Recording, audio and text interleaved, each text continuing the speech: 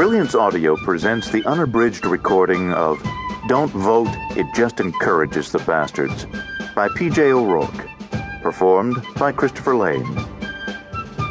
To my wife Christina for her encouragement of this particular bastard and for not imposing term limits. Apologia pro expletive sua.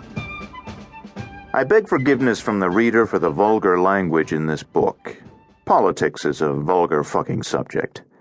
I have resorted to barnyard words because of the amount of bullshit, horseshit, and chicken shit involved in politics. I'm sorry I can't devise a more polite mode of expression. I can only blame myself.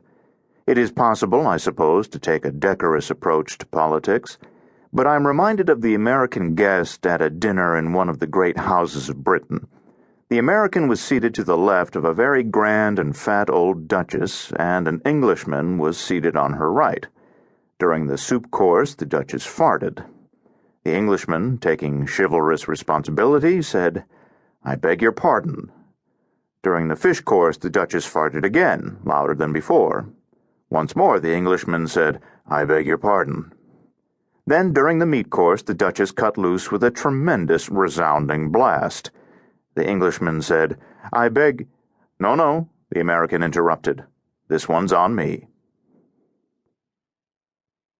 Part 1. The Sex, Death, and Boredom Theory of Politics.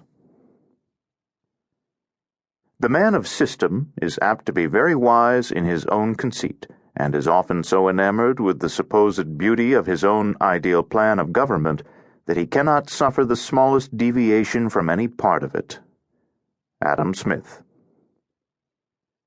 Scientific socialism would hold a special attraction for intellectuals by promising to replace spontaneous and messy life with a rational order of which they would be the interpreters and mentors.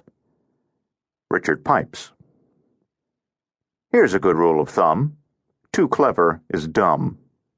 Ogden Nash. 1. Kill, fuck, marry.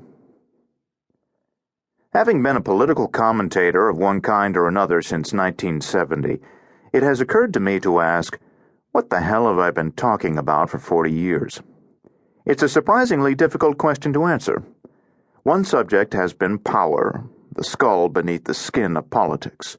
Sometimes we get flayed completely, and there's nothing left but a pile of skulls. Then there's freedom. From my addlepated hippie youth to my right-wing grouch maturity, I've been a fan of freedom, particularly my own. Furthermore, because I've always lived in a nation that is self-ruled, if often by selfish selves, and that is under the rule of law, if often legally unruly, responsibility, too, has been a topic, although I dislike taking any. Power, freedom, and responsibility are the trinity of politics in a free and democratic country, but it's hard to know how to go about understanding this triad. We are so passionate about our politics. And how do passionate affairs end? In a passion, usually. In a crime of passion, sometimes. Occasionally they turn into stable, permanent, connubial relationships, which is to say, endless, peevish quarrels.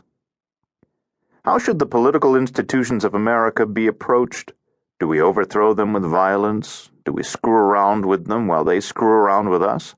Or do we try to build something that's lasting and boring, worthy and annoying, marvelously virtuous and at the same time dreadfully stifling? No wonder most of my fellow political commentators and I have preferred to rave about politics rather than consider them. It's human nature, at least among free and democratic humans, to be angry, confused, and instinctual about politics. So how do we go about creating a set of political principles that don't suck? We need a reasonable, reasonably precise, and reasonably well-reasoned way to look at political institutions, political policies, and politicians. There is ample evidence of what happens when such principles are lacking. Somalia. Power, freedom, and responsibility are not principles in and of themselves. They're perspectives. But we can use these three ways of looking at things to analyze politics. The game Kill, Fuck,